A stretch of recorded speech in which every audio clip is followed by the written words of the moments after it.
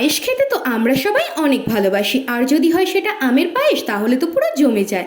আজ বানাবো আমের পায়েস, যেটা বানানোর জন্য আমি একটা কড়াতে 1 লিটার দুধ নিয়ে নিয়েছি। এবারে দুধটা একটু গরম হলে একটা বাটির মধ্যে কিছুটা দুধ তুলে 1 প্যাকেট গুঁড়ো দুধ গুলে নেব।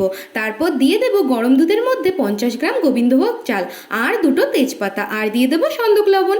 এবারে এটাকে একটু ফুটতে দেবো। তারপর চালটা 90% সিদ্ধ হয়ে গেলে পরিমাণ মতো চিনি দিয়ে দেবো। আমাকে একজন বোন কমেন্ট করেছে অসাম, থ্যাংক ইউ বোন আমাকে কমেন্ট করার জন্য। তো দেখো চিনিটা গলে গেলে দিয়ে দেবো কিছুটা আমন্ড কুচি আর কিশমিশ, আর দিয়ে দেবো গুলে রাখা গুঁড়ো দুধটা। এবারে সেই সমস্তটাকে ভালো করে ফুটিয়ে নিয়ে গ্যাস বন্ধ করে দেবো।